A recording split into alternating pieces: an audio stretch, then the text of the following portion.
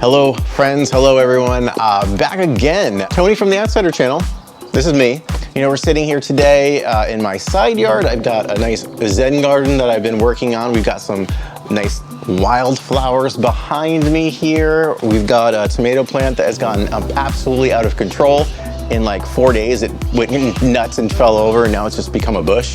Yeah, I like coming back here, I like gardening. First things first, where have I been? I've been off for a few weeks now. Not a lot of content. We did a scavenger video, which was super fun. We'll do another one of those very soon. Long story short, I was in Ibiza for about a week with my wife in Spain. Amazing island, amazing food.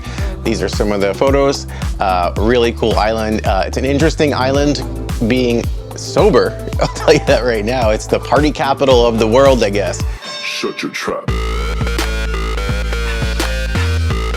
It was an amazing experience, and I'm proud that I made it through that. Shut your trap. We're here today because I made a video months ago, 6 weeks sober, and it was a new thing for me. And I was trying out something new with the goal of keeping it going. Proud to say that here we are, if you're watching this today, on July 1st. It is exactly 6 months for me from my first day of not drinking. For every month, 6 months, I'm gonna bring up kind of a huge benefit to my life that not drinking has done. So 6 overall of the best things that I've experienced that have kind of changed in my life since. At the end, we'll go over kind of a bonus thing about some of the challenges I faced. I wouldn't say they're negatives, but they're things that popped up in my life that I really didn't expect. And let me just say this, I said this in the first video, I am not here judging. This is not me being an apostle for sober living. I don't care what you do. This is just my experience. I was probably a very different style of drinker than maybe some of you are. Julian. Mine leveraged into leaning on as a crutch too much. It affected my mental and physical health quite a bit as I got older. Things changed a lot since I was younger with drinking. So I decided to, commit to this change of lifestyle and see what happened and see what the other side of this life can be without that. So I will meet you on the other side. Wait, one more thing. I usually do outdoors mountain bike style videos, traveling, incorporating the outdoors lifestyle and, my life as well. So don't forget to subscribe. I don't say that a lot in this channel. All right, now I'll see you on the other side. I'll start with the biggest one for me personally was my gut health. Over the past years through drinking, slowly but surely my gut turned to crap. Bloating, uncomfortableness after eating, inconsistency, nothing normal about me, and I just became accustomed to it. Basically, when I started paying more attention to my health, I realized that I had a lot of issues in that department that I was kind of freaked out about, to be honest with you. There was a lot of symptoms I had were not only IBS. Guys these days, colon cancer is a huge thing. If you Google anything on the internet, you're gonna die and you have all the things. Luckily, I did get checked out. I got the inspection. Everything was okay last month. A lot of anxiety relieved. And around the same time, my gut health started to improve. I started to put things in my body like probiotics and kefir. At first, to be honest with you, nothing changed. After drinking, a lot of people say like your gut health just jumps back. For me, I don't know. I'm a little bit different, or maybe I was just drinking for so many years. It didn't work like that. 3 to 4 months in is when I started to really notice the differences that were happening to me. And only in the 4th month going on till now is when I really feel like I'm back to normal. Along with the gut health, I don't know if you can tell in the video, but whatever, my skin feels a lot better. I feel more hydrated in that department. I'm not as dry. I used to have kind of itchy skin. My eyes in the areas over here feel less puffy. The cool thing about our body is if you take care of it and you block out the bad and bring in the good, our body is amazing repairing itself. So it's never too late if you ever want to start. You just have to commit, stay with it, and you'll notice the benefits. Maybe not in the first week, but definitely in the time to come. All right, moving on. All right, this one's probably tied for first. The mental health, the mental clarity, it's completely changed my life. To be honest with you, I've always suffered with a lot of anxiety. It's not like that's gone away completely, but it's much more manageable right now in my life. I don't wake up with anxiety. Every time I drank, if it was with 6 beers or just 2, I would wake up in this kind of foggy anxiety, almost like waking up in a panic. I don't know why it happened to me later in my life, but boom. Nobody wants to start their day from that standpoint. You want to ease into the day, have some peace, and then get down to the tasks and the responsibilities. And I mentioned the fog. The fog was a big deterrent from focusing. I was distracted all the time, or I would make excuses to do it later. It's like, I don't feel that good, so I'll do this later. I'll pass this off till tomorrow. It was like I was two different guys. It was like the guy that's gonna have beers tonight and the guy that'll deal with the issues tomorrow that comes with that. And that's not fair to me. Mentally putting that balance, not living completely up and down anymore, but trying to maintain this like middle ground. I don't really like chaos anymore. I'm trying to move away from that. I'm trying to find the peace going on a bike ride. I've always talked about like appreciation stations. Those mean a little bit more to me now.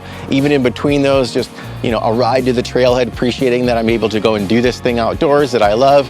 And, you know, it's just about the little things in life that pop up that aren't getting masked over with this brain fog. I'm getting much more done every day. My business is going great. If you guys are interested, I do marketing consulting with my new business. Here's the information. But yeah, there's a little plug. And staying consistent, that's a huge thing for me. So when you're watching TV or you're playing some video games later at night, you feel like you earned it more. And with drinking, I would have terrible bouts of guilt because I was just like hungover or I didn't do what I wanted to do. And then I'm watching a show and I'm like, I'm a pile. Your mental health ties into your physical health. You feel better physically when you're feeling better mentally, and vice versa. All right, number 3, and this one kind of ties into the mental stuff a little bit. It's the emotional stability that came along with stopping drinking for me. Emotional stability, what am I talking about? I'm talking about how I react to issues. I'm talking about how I react to my anxiety, how I react feeling overwhelmed instantly. I'm able to pull it back and remain calm instead of just reacting immediately to the chaos that I'm feeling. And what also comes with that emotional stability is the way I handle stress. I'm able to compartmentalize it a little bit better instead of feeling so like everything at once over my head. That's life, Tony. Everybody has stress, and it's how you deal with that stress is kind of how you come out on the other side, right? You're gonna have problems in your life, you're gonna have stress, things are gonna be bad. That's life, up and down and up and down. But it's how you handle those moments and overcome these things and make you feel better about yourself. Stable, kind of. Number 4, sleep. It's kind of a cliche thing that happens if you stop drinking, but it's cliche for a reason. Sleep was a big thing. I was constantly tired in the daytime. I suffer from sleep apnea, so I wear the machine. So getting a good night's rest is really important to me because it's a little bit different and a little bit more struggle. When I was drinking, I would wake up through the night pretty consistently. A lot of the times I would wake up like 3 to 4 a.m. and I would just be up. You don't feel arrested. A few hours into the day, you're feeling like tired, you want to take an afternoon nap, you're just not consistently feeling good throughout the day. You're not rested fully. Now I feel like I'm sleeping pretty much throughout the night. My sleep schedule is a lot better now. I get tired at a certain time and I wake up at a certain time. That's much more consistent before, depending on what I was drinking, depending on what I was eating late at night, because that went along with it. The drinking and the eating bad food. Get a good night's sleep, everybody. All right, here's one that maybe you don't hear all the time when people make these videos where they talk about quitting drinking. My boundaries. I'm much more okay to say no to things that I maybe wasn't before. I feel more confident in what I want in my life right now, more confident in the way I want to go about doing that, relieving myself of some of the negative aspects in my life that I was kind of just holding on to or normalizing the things that weren't doing me good. I have much more confidence to chop them. It's time to start taking yourself or myself. You know, sometimes in life it's hard to say this, but first, if you're happy, your relationships are going to be better for it. Your wife, your spouse, whoever it is, the people around you are going to be happier because you're feeling better and you're making them feel better. You have more empathy. That's a huge part of this thing that didn't hit me at first, but as the months went by, I noticed that started changing for me without me even really, thinking about it. I just had a realization. That kind of ties into feeling more present in my relationships. The time with my wife is more appreciative. I'm not just thinking about what we're doing later or where we're going to go and get a beer. I'm thinking about the time that I'm actually having with her. In Spain and Ibiza, we were on the beaches and I was much more present with her, appreciating the moments rather than having some cocktails and numbing the day down and forgetting, half of the situations. I remember floating in the Mediterranean Ocean on the beach in this clear water, and I was just memorizing that moment because I was so appreciative. Like, I'm in the ocean right now floating. I'm not going to be here in a blink of an eye, but I'm here right now. Hopefully that makes sense. Next.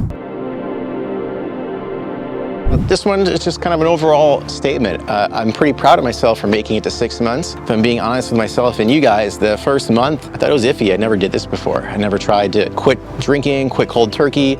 I didn't go to like meetings or anything like that. I was open to it, but it turns out that I was able to handle it. Obviously, this is a work in progress. I know that this is going to be something that I work on weekly, daily, monthly, yearly. And that being said, I guess I'm also feeling good about showing up as the person that I want to be. I don't have excuses laid behind not feeling good, brain fog, not feeling focused. Yeah, it feels good to kind of be in that place. And also it's a lot easier to be in that place without that stuff, that back end stuff holding me down. You know, I will say this, like I feel like I'm preaching a little bit here. This is my experience, like I said in the beginning. This is my decision. And if you guys drink, that's fine. You guys most likely have a different experience than me with drinking. I was doing it consistently for so long, I didn't really know what it was like not to be drinking. Maybe some of you can relate to this. Maybe some of you have done this. Maybe some of you are in the process of thinking about doing that. In the next little bonus, I'm going to talk about some of the challenges I had when doing this. All right, let's talk about them.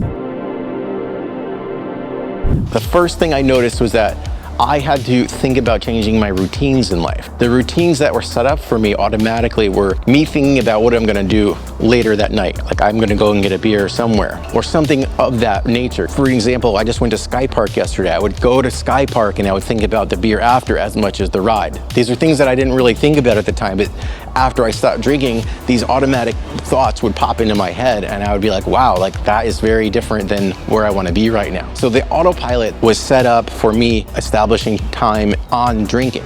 So I had to rework my priorities and I had to manually override a lot of this stuff. And it took like a month for me to like get away from that autopilot because it was so built in for so many years. Once that autopilot pulls away, you can, you know, for me, I'm driving by that bar, my favorite spot, and I don't even think about it anymore. I'm just driving through and, you know, focus on my next destination. As time goes by, your new routines will kick in, the healthier ones, and then you'll be more focused and in tune with that, and you'll leave these other thoughts behind. Another one is sugar cravings. People talk about this one quite a bit, and it happened. I developed a sweet tooth.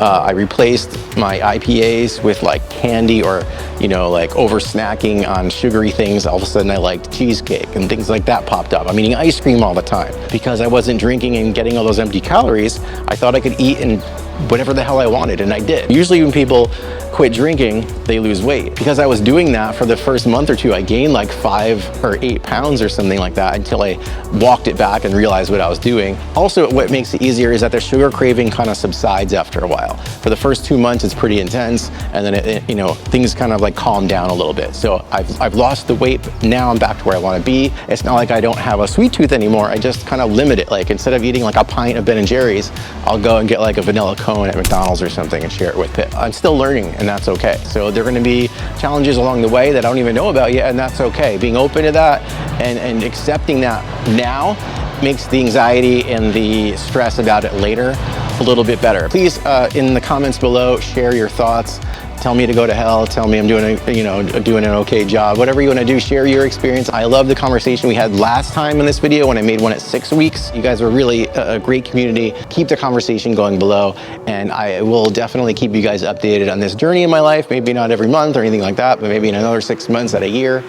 Thanks for all your support. We're back to normal programming from here on out. Got a lot of travels going on this summer. I'm happy to share. We're going to be on the bike plenty. I'll see you guys next week.